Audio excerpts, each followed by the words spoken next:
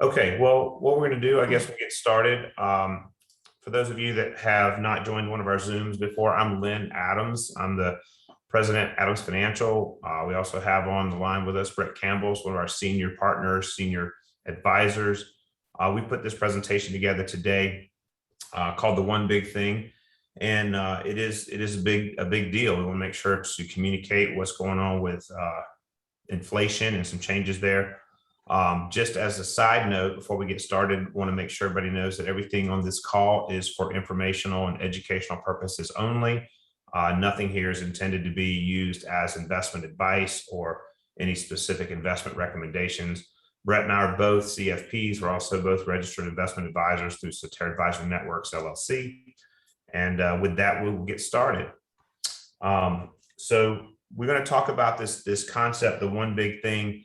And it's interesting. I was at church this weekend, and the pastor said, there's a lot of places that we talk about that it's easy to fall asleep, it's easy to glaze over. And he said he's going to talk about something this weekend that is something that is really, really a big thing. And he really wanted us all to pay attention to it. And so it's interesting that I kind of feel the same way about this particular topic today, because a lot of times we can't get clients to really tune in and pay attention to something that could be really, really important, really valuable, unless the world's on fire and the market's down and people are down and losing money. But I really do believe that this topic could be one of the biggest topics of a while from now, a big impact on what we're doing. And I want to make sure that people kind of understand the implications of it, because we need to change potentially some of the thinking that we have and how we're doing financial planning. So the one big thing is, it's inflation, and the thing that makes it kind of unusual that we would stop and say we're going to talk about inflation as its own topic is that we haven't really seen the effects of substantial inflation in our country in really 40 years or so. And I don't think, if you look at most of the people who are investing today and doing financial planning today, very few people, even in our industry, were alive and working and solving problems in that period of time that inflation in the US was something of a substantial burden to people. So just as a general sense, though, just to kind of kick us off, by definition, inflation is the general rise in prices of an economy over a period of time. And when the general price of things goes up, each unit of currency buys fewer goods and services, and consequently, inflation reflects a reduction in the purchasing power per unit of money. And as most of you know, Brett, and my job is to make sure that our clients have the purchasing power to take care of their hopes and goals and dreams and ambitions for the future and their plans. And we actually see this as a threat. And we want to really kind of start to arm ourselves to deal with it. So in the realm of talking about inflation as it relates to our call today, I want to talk about four things that I think are relevant to each of our clients. Rising prices means a higher need for income, that we're going to need more money. Also, we want to talk about the implications on how we save and invest. I want to share some historical perspectives, because I do think that there's a lot of I don't want to say misinformation, but there's so much information that it can lead you to a conclusion that doesn't make a whole lot of sense about how to handle it. And then talk a little bit about what's different now as we're seeing inflation for the first time and so long, maybe compared to what it used to be so long ago. So it's pretty straightforward to realize that if you have a certain amount of income and you go out to purchase goods and services, that you get less today now than you did then in the past. I went to Wendy's, which really speaks great for fantastic diet, but to pick up just something on the fly for me and my son, and they're like, oh, that'll be $18. I'm like, $18 for a salad and a burger and a couple of drinks. It didn't used to be $18. I mean, it's crazy. You talk about inflation. Brett and I are hearing it from our clients all over, everything from the cost to new construction, the cost for automobiles. I had a client call me yesterday and say he needs to buy a Jeep. The best deal he can find on a used Jeep's $55,000. I'm like, man, $55,000 for a used Jeep? What's the world coming to? but inflation is really on the rise. And so we want to talk a little bit about our income targets. Like, how do we shift our mindset to account for this higher inflation? Now, what we don't know, and Brett and I can share a little bit more of it, but for now, just to put it out there, we don't know if this inflation that we're seeing is temporary, or in our lingo in our industry, transient, or if it's going to be longer term. We don't know. It all depends on government policy. It depends on decisions that people make about buying decisions, on and on. But this discussion is really going to go around the concept that what if it's not transient? Like, what if it sticks around for a while? And so if that is the case, then we need to think about shifting our mindset to having a larger nest egg so that it'll provide for a higher future income and be able to give us the same standard of living. All right. I got a comment about eating at Wendy's. So yes, I'm right. I'm with you. Oh, Popeyes. Okay. Yeah, I got you, Popeyes. All right, here we go. So, but let's talk about just a numerical example. Let's say somebody came to us and said, hey, I want to retire in 10 years and I want to have $60,000 a year of income. I want the standard of living that $60,000 a year will buy me today. And, for the last 20, 25 years, we've been using 2.5%. We've been observing 2.5% inflation. Although some of our models, we've ran higher numbers to be on the cautious side, but our society has experienced 2.5% inflation. And so that would lead us to conclude that 10 years from now, you would need $76,800 to buy what $60,000 would buy you today. And if you take that another step forward and you say, well, I'm going to retire in 10 years, and I want to have that $76,000 a year of income as my starting income, then what kind of nest egg would I need? And you can mathematically land at a number around $1.6 million is what you would need to produce $76,000 a year in income for the rest of your life. I'm not going to dive deep into where this calculation for 1.6 comes from. It's a simple rule of thumb that you take your age divided by 14, and that gives you a distribution factor. And the distribution factor for a 65-year-old is typically 4.64%. So to start the conversation, if I want to have $60,000 a year of income in today's dollars, 10 years from now, I need $1.6 million that will generate $76,000 a year per year going forward, which would feel like 60 today. But what if we change our assumption? What if we change the assumption to 4.5% inflation? And we just had PPI numbers come out last week around 8, and CPI numbers around 5.4. So we're now this year, maybe it's momentarily, maybe it's not, at a number higher than this 4.5%. But notice how substantial this changes the math. 60,000 in income today, you would need 93,000 at 4.5% inflation to purchase what 60,000 would purchase. In order to create 93,000 a year, 10 years from now, we would need a nest egg of over $2 million. So just this simple little adjustment of 2.5 to 4.5 really creates a situation where we need to have about 25% more nest egg. And that's pretty dang significant. Now, every calculation for every person is a little bit different. And the younger that you are and the more years you have until you're going to start living off your nest egg, the more inflation is a factor. And the older that you are, and maybe if you're already in retirement, inflation is a factor, but it doesn't have the same compounding effect, right?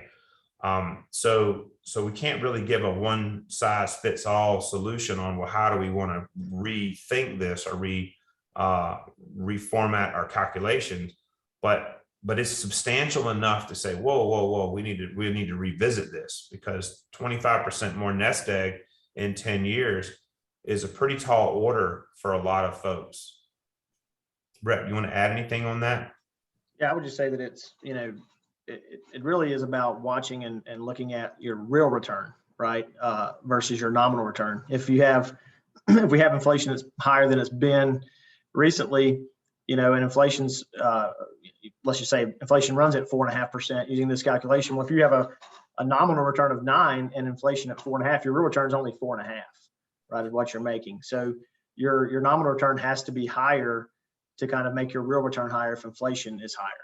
And And so, nominal meaning what your actual return is on paper that year minus, well, that's your nominal return, but then in order to get your real return, you would subtract out what that year's inflation is. So if inflation is higher, your real return is lower. right. All right. Well, so while we're talking about, savings and investment implications, one of the things that's just a reality of the situation of navigating your decisions to account for inflation is that you can trade inflation risk or purchasing power risk. In other words, there is a risk that how much money I have and you have and we have sitting in our accounts will purchase less goods and services 10 years from now and 20 years from now. That's inflation risk or purchasing power risk. You can swap that risk with other risks. For example, if you have money in the bank earning 0.2% in money market, well, you're not experiencing volatility risk, you're not experiencing price change risk, but you are absolutely exposed to inflation risk. You could take the money in the bank and put it into a stock as an example, or many other things, and you're trading the inability to grow it, and so the inability to fight the purchasing power decay. You're trading that for a different risk. Stocks have averaged a lot higher than inflation for our entire lives, but now you're introducing volatility. The price of a stock goes up and down a lot more in the short term. So you can exchange one risk for another kind of risk, and that's part of the asset selection process when you're doing a financial plan. But we see people trying to make decisions there around this. And this is just a picture to capture historically. Well, what would have worked in the past? If we had inflation in the past, what are some things that worked for people when we had inflation? And so I'm kind of going to take us back to another era here and just paint this picture in the 70s, which, millennials and Gen X, Gen X, I was a kid. I was like a baby kid. So that really I don't remember these people marching, but my parents would know this era of time, and it's a different time. But what we want to do is explain or show, well, what did things look like when we had inflation and what asset classes behaved certain ways? And this will be a little bit technical, but we're going to try to walk you through it. So this is going to flash back to the 70s and 80s. And the blue line is really what inflation measured at, the consumer price index each year. And it ranged, from right under 6 to, the low point might have been in the 3, and then up in the double digits for a bit, 6, 7, 8. But we're tracking in the last 20 years at 2, maybe 2.5 in a great year. Okay. Len, I think the chart kind of cuts off what the orange and blue is representing. Yeah. Okay. In there. So the orange is the bank money market rates, and the blue is the CPI, right? So blue is the actual inflation, and the orange is what money market at the banks historically paid. And what I want to show with this chart is that they're correlated. Like when inflation goes up, interest rates went up as well, right? Now, maybe not to the same degree. And in the 80s, we had the introduction of the Federal Reserve System. And in the 80s, there was an initiative to fight inflation and push inflation down. And sort of the Federal Reserve, their toolkit, the way that they do it is they raise interest rates, which slows down borrowing. It slows down the pace of economic expansion. And that, by definition, will push down economic growth and tame inflation. So in the first half of this chart, you see that the world just it floated. Money markets and interest rates went hand in hand. And then the Fed said, no, we're going to get involved. And they created higher rates, which then starved off some growth. All right. And this is just a reflection of money market, how it's correlated to inflation. Now, from an investment standpoint, we work with things other than money market. Money market might be more what you would expect at the bank. And we are not in a money market environment that's anywhere near inflation. The bank today is paying 0.2, 0.3, maybe 0.4. and inflation's 4, 5, 6, it's a little higher. So we are the opposite right now. Our interest rates are way lower than inflation is reading. But what about the investment classes? So I'm going to start with bonds. So the gray bar here is the bond market, right? And the way that the bond market works is that when rates are falling, so if you go back in the 70s and look at the orange, as it's falling, as interest rates were falling, that was positive, and bonds made money as it was falling. And in the years where interest rates were on the rise, bonds lost a lot of money, right?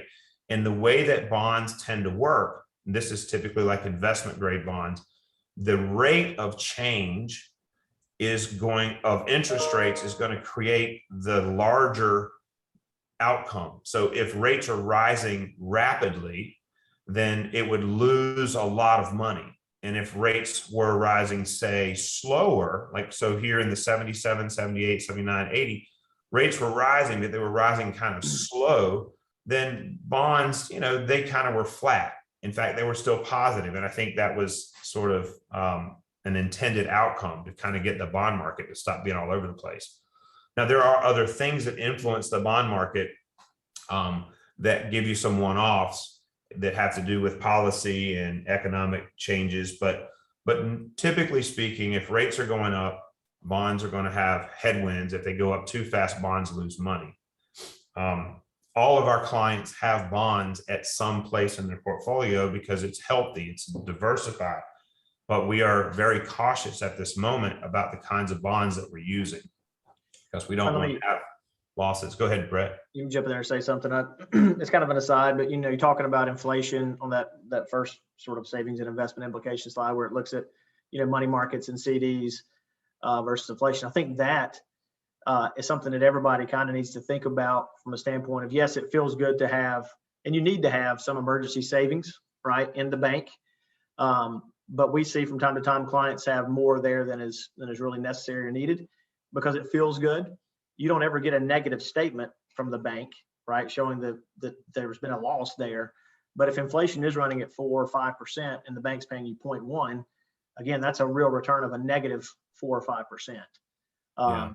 So having more than you need in a bank, money market, CD type of environment is basically guaranteeing yourself a loss.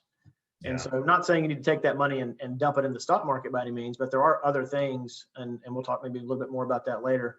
There are different structured products and things that we've been using to kind of try to mitigate that risk. No, that's a good point. A good point. Okay, so we talked about the implication of rising rates on bonds, and we all have bonds to some degree in our portfolios. It's a part of a balanced, diversified approach to investing. We have taken certain positions in the bond world that are a little different than historically that we would take. We're not using just plain Jane vanilla bonds. We've got some inflation type stuff. We've got some things that can shift around as bond prices are changing. But let's shift gears and talk a little bit about the stocks. Now, the stock market tends to be correlated to the bond market in an environment where the interest rates are driving the change. Meaning, if interest rates are going down for an extended period of time, well, that helps the bond market because bond investors now find more value in the bonds that were issued in years prior at higher coupon rates. So the value of the bond is a higher intrinsic value. The stock market also likes lower interest rates because the companies want to borrow money at low rates and go out and scale up their business and create more capacity. So in the big picture, rising interest rates can hurt bonds. If they rise quickly, it hurts bonds more dramatically. If they rise slowly, it doesn't necessarily mean you're going to get a negative return on bonds. Okay, so our current Federal Reserve is talking about we want to make sure the pace that we raise rates isn't so much to disrupt the bond market. But for stocks, which is the yellow line here, you can see the many cases that when rates were rising, it was bad for stocks. And when rates were going down, it was good for stocks. Now, when you get into stocks and you try to make a correlation between stocks and interest rates, it falls apart at some point because there's so many other factors that impact stock price direction. And that can be anything from geopolitical stuff to economic achievements to technology, on and on and on. But you can see really clearly in the 70s that the stock market liked lower rates and it did not like rising rates. And I think that's got a lot of people spooked. But what I want to show you with this particular slide is that in an extended period of time with high inflation, and again, we're looking at the 70s, and the 80s weren't as bad, but there's still higher inflation than we have here today in the last 20 years. So this first column is historical inflation per year. So in 1970, you had $10,000. By the time you got to 1990, you would have needed $35,000 to buy what you could have bought in 1970 for 10. So this is actual historical inflation. This is what the money market bank rates were paying each year. If you put 10,000 in the bank, you would have gone out to 1990 and you would have made a little bit of money. You know, you'd have made the difference between 53 and 35 minus your taxes, right? It's not saying you would have lost money, but you'd have made a little something. You could have put money in the bond market, and with the bond market, the yield in bonds is typically higher than the risk-free yield at the bank. So it's expected that you would have a positive return over the money market rates, in which this case you actually didn't, but it had to do with such big losses that took place early in this cycle for bonds. But it was certainly more than inflation. And then with stocks, you know, the volatility was still there, and even more years were negative. You know, I think this was a negative year. 1981 was a negative year. 1990 was negative. The negative returns in the early 70s were similar to bonds. But with stocks, you know, you were owning your claim of the future profits of a company. And of course, in this 20-year period, the stock market would have produced substantially more than, you know, inflation or money market or bonds. So my point in showing you this is that the stock category can produce returns that can fight purchasing power loss, but you trade it for volatility. And so it can help you in the long run if you've got time to wait out volatility. But as most of you know that work with us, I mean, we hedge most of our stock positions to kind of keep a boundary on the range of volatility for stocks. So we think that the modern way of investing is that you have your participation in stocks, but you put, you know, hedges around the outcomes so that you can't end up with these minus large drawdowns in any particular year. But I do think you get paid over time substantially more than you would in money market, and it might be more necessary than you might think if inflation stays around at a higher rate. Let me switch gears to this. Back in the pre-2000 period of time, there was this misery index. It basically took the sum of inflation year to year and unemployment and added them together. And of course, that's a recipe for a lot of miserable economic circumstances. So they call it the misery index. We're in a different world today. This is not the world we live in, because inflation is a problem. It's compounded when you have a culture that can't find work and can't get paid enough to keep up with rising prices. It creates a terrible outcome.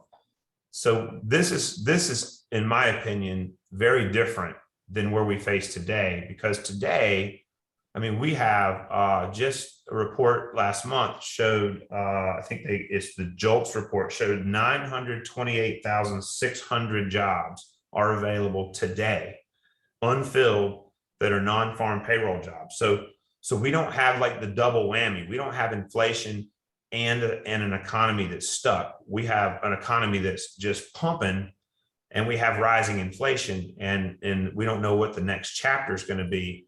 Because if the Fed were to raise rates too fast, it could create more recessionary outcome. But I think they're smarter than that. I don't think that's actually going to be the case. In fact, this is showing this is mind blowing. If you stop and think about what this is showing us. This is the S&P 500 earnings, and it goes back for a couple of decades and just shows, what they've been year to year. And of course, the green line here was the COVID year. So the S&P 500 averaged $150 per share in earnings pre-COVID, all the way, maybe a couple of years back, they were 125. And then COVID came and really knocked it back. Well, now in 2021, these earnings are being projected by analysts that track all these Fortune 500 companies, and they're projected to be, north of $200 a share in earnings, which if you think about that, 200, 225 is literally double what it was in, 18. So if you think about just the velocity of our economy and how much earnings are today relative to just 3 years ago, it's double. It's mind-blowing. And when you look at the stock market and the prices of stocks, the right-hand side of it here shows essentially the return of the market is this green line in the last 6 months. But in that return, the earnings growth, the actual legitimate dollars being earned, is rising at a faster rate than the prices are rising. And it's actually, in other words, the stock prices would be even going up faster if they were rising 1-to-1 with earnings, but they've actually been having a negative multiple expansion, which basically means that people are willing to pay for their claim on earnings a lower multiple today than they were a year ago. In other words, there's less optimism about which direction earnings are going. But higher multiples means more risk. Brett, do you have a way you like to share that with people to make it comprehensible? I think, the market going up on the back of earnings growth is a much healthier environment than the market going up on the back of multiple expansion, right? Because really all that is multiple expansion is when people are willing to pay more, investors are willing to pay more for the price of the stock without any real earnings growth, right? It's just, that's how kind of bubbles are created, right? When people are just willing to pay more and more and the earnings don't really change. So the fact that that's gone down and earnings growth has gone up, that's a really healthy environment for the market. Yeah, I mean, the more that this blue line trends down, the less likely we have an actual bubble in the market from a valuation standpoint. So we think that in this inflationary cycle, stocks are responding pretty dang good. And you can actually see, this is just a chart showing that the actual earnings growth in this last year, it's up 56%. And of that, the lion's share of it is because corporations have been able to maintain their profit margins. And to some degree, they've also increased their revenue. But this is a very healthy way to grow earnings. Now, I want to say one thing that is maybe not obvious. If COVID would not have happened, this would have not been a -22. This probably would have been a 4 or 5 or a 6. And if you just think of this real simple, if you had $100 and you lose 22, you're at 78. In order to get 78 back to 100, you'd have to make 22. Well, 22 on 78 is, 30 some percent, give or take. So of this 56, a lot of it is just making up for the fact that this was a negative. But if we had no COVID, earnings growth would still have been double digits for the last 2 years as an average. So I think it's truly representative that the economy is moving forward and gaining steam. Okay, a lot of this is technical, but listen, this chart right here may be the most valuable chart on this whole presentation for people that are questioning, should they own stocks or should they own bonds or whatever? Because I see a lot of people making bad decisions about not understanding this information. So let me try to walk you through this. Each one of these dots represents the 2-year return after interest rates have risen, okay, in the past. Now, the dark dots are representative of 2-year returns following rates going up in a year that are when rates went up above 4.5%. And there was a period of time, really 1965 to 2009, that rates lingered above 4.5%. So we have a lot of data from stock market returns the following years after rates went up. And most of the returns, there's a few up here, but most of them historically were negative after, what just happened? After the rates moved up above 4.5. There were still a few that had positive, but most were negative. Now, over here, this is showing the returns of stocks directionally were more positive, and there was a few negatives when interest rates rose above 3.6%. So when you really think about what this is telling us, is it's telling us the stock market can handle rising rates and still move forward most of the time, as long as interest rates haven't moved over 3.6%. Once they get over 3.6%, there are some occasions where the stock market has been able to still move forward with returns, but more were negative, right? And this data is from JP Morgan, and they really put out a lot of information to believe that as long as we're trending under this 3.6 to 4.5 range, it's not really a problem for stocks to continue to be profitable and move forward if they're making good decisions. I think a lot of people in our industry and retail investors are like, well, rising rates are bad for bonds, it's bad for stocks, I shouldn't own bonds or stocks. And I don't know that that's really true. And the 10-year right now, just for reference, is at like 1.25, right? So it would have to go up 175% or something from here before you'd get to that, you know, 3.6 level. And the Federal Reserve knows this, right? And that's why they have been kind of, I think, very clear about when they do start raising rates, they're going to do so in a very sort of slow and I guess they're going to basically advertise and tell us before they do it, right? They don't want this, what happened back in 2013 when we had the taper tantrum, because they surprised everybody and raised rates then. I think they're going to be very clear and kind of give everybody plenty of lead time before they do anything. Yeah. Okay. A couple things other that are different today. You know, we have a lot of what we would call industry groups that are suffering from supply chain problems. We saw the timber industry last year have crazy price run up because, you know, that they shut down all the mills, and then we brought everybody back. You can only have people every 6 feet. So they were operating at about a third of their capacity. Meanwhile, there's all these people wanting to build houses, and it just creates a supply problem. We see the same issue in the automobile industry. I don't know if anybody's tried to rent a car lately, but it's about 4 or 5 times more expensive to rent a car now than it was a year ago, because the rental car industry sold off all their cars during COVID. Like, nobody's renting cars, we'll sell them, right? There are supply system shocks that happen that's driving some really crazy inflationary pieces of the economy. And we don't know if those revert back to where they were or somewhere between how bad they've gotten and where they used to be. We know that in October, the last of the federal unemployment money falls off. So we'll have some more motivation for people that are receiving so much unemployment money that it's more beneficial for them to stay home than it is to go back to work. That'll end in October. We also, I mean, the COVID thing, there are people that doesn't matter how much money you pay them, they don't want to go to work because they're scared of COVID. And that's real. And the Delta variant thing is certainly not helping, but, you know, there is the capacity in our economy that if we could find the real solution to COVID, there's probably another, you know, I don't know what the number is, a lot of people that could go back and work some more. I think that those two things are suppressing our labor force.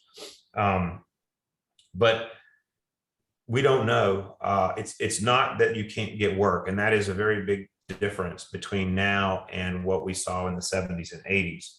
So I don't think we have to worry about the misery index coming back into play. I think it's more of, we need to be smart with the assets that we have, so we are not happy with nominal returns of 5 and having an actual inflation of 5, because we're not actually building anything. We're treading water. And if you're at a bank situation and you're, as Brett said, if you're getting a half, and next year that $100 can only buy you $95 worth of stuff, you're actually hurting your nest egg.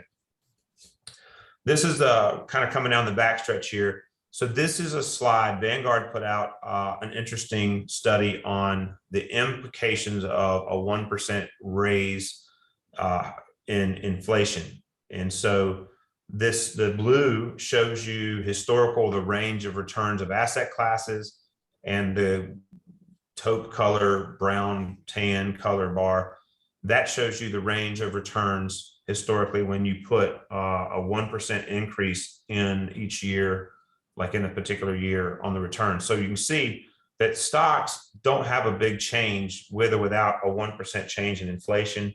Bonds don't have as great of a return range, and it does shift down, but still probably 2/3 of the outcomes of bonds are still positive versus, maybe 3/4 of the outcomes would be without the increase in rates. Commodities futures, which we don't deal with here, the regulatory environment is such that we can't trade commodities for people. But that is a space that tends to be a benefactor of rising inflation, and it's pretty volatile. REITs is pretty neutral. The real estate indexes or trusts, they're pretty neutral to inflation. Cash, obviously the inflation erodes your return. You still get the same return, maybe a little bit more, but it eats it away from you. Gold historically has had a little bit better outcome when you have rising interest rates than not. But, I think the problem with gold is that it doesn't produce any income. It doesn't produce any cash flow to say, hey, while I'm waiting on it to do something, I'm getting paid, which a stock would produce dividends, bonds produce dividends, REITs produce rent, so on and so forth. And then tips. Tips are Treasury inflation protected securities. They also have tipped up. They have slid up a little bit more on returns historically with inflation. But there are asset categories that can benefit from inflation. Some that are not here are some creative tools or structured products out there that give you an alternative to a money market, where they'll say, hey, you lock your money up for a certain amount of time, and the issuer will guarantee you a rate of somewhere 8, 9, 10% for 5 years. And then you have some participation element in some index behind it. If it goes up, you make a little bit more than that. Or if you have a liquidity need and you need your money tomorrow, they'll say, well, we'll give you your principal back, but you don't get the earnings. It's like having a 5-year CD with a penalty of you lose your interest if you cash it out before 5 years. There's structured things like that. There's some really innovative things happening in the fixed income space. One of the groups we work with has an investment that buys government paper. It takes the dividend and buys what they call CPI swaps. So if CPI numbers go up, you get paid a little bit on it, but your principal is never really at that much risk because it's underwritten with government obligations. So there's some things that exist that make sense, and we have put them in our managed accounts. But a lot of people are confused and they're not sure what to do. So the story here is that this inflation story is very substantial. We've not seen it in 3 decades. In my entire career, we have never had an inflation reading like we've had this year. And I think we need to take note. Wait a minute. What if this is not temporary, right? What would we need to do? So it has implications on what we invest in. It has implications on what we're targeting to achieve for nest eggs for people. And there's numerous asset classes that work to help us fight it, the risk, the purchasing power risk. And really, it's a ping for all of us to have a fresh conversation about, hey, are we aiming for the right nest egg amount? Because if inflation sticks, are we going to be able to live that lifestyle we had hoped to live? Brett, do you have anything else you want to add? No, I would just say that, inflation is, along with growth, right, is one of probably the 2 main factors that we kind of track and watch that helps you, like you said, figure out how much you need to save to meet your goals, and then also kind of figure out how you should invest based on those 2 things. So I think, it's obviously something that we need to be reviewing periodically. And now that it is here, something that we need to kind of factor in.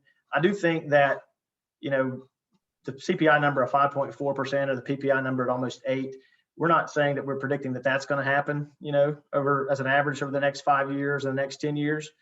But we do think that it's likely to be higher than it has been recently. And so we need to kind of account for that in our planning and how we're investing. Yeah, I think that's well said. Hey, I know we normally try to do questions, but I just realized we kind of went a little long. We're at 40 minutes already. So let me offer this. If you have questions or you want to set a time to chat about your situation, email us and we'll get right back to you. I just don't want to keep everybody on. We try to keep these at 30 minutes and we went over, and I apologize. But my email is ladams, LADAMS @adamsfp as in financialplanner.com. And Brett's is B Campbell, BCAMPBELL @adamsfp.com as well. Shoot us an email, or you're welcome to pick up the phone. We're actually here. We want to answer questions, but we really just wanted to grab you and say, hey, you know, the world's not on fire, but we really need to take note that if this inflation data stays in the realm that it's at right now, we got to recalculate a lot of things for almost everybody we work with. And we want you to know that's something we've got to get done. And so we appreciate you taking time out to jump in. We'll look to get back to you on your questions. And I got to go through these disclosures. So here I go. Thanks a lot for joining us. The views of those of Adams Financial Partners and should not be construed as investment advice. All information is believed to be in the form of reliable sources. However, we can make no representation to its completeness or accuracy. All economic and performance information is historical, not indicative of future results. Please consult your financial advisor for more information. The S&P 500 index is an unmanaged index representing the largest 500 companies in the U.S. The Barclays Aggregate Index is an unmanaged index representing the overall broad bond market. Investors cannot invest directly in indexes. The performance of any index is not indicative of the performance of the investment and does not take into account the effects of inflation and the fees and expenses associated with investing. Past performance does not guarantee future results. All investing involves risk, including the loss of principal. There's no assurance that any investment strategy will be successful. Appreciate everybody's time today. Hope you have a great day. Thanks. Thank you.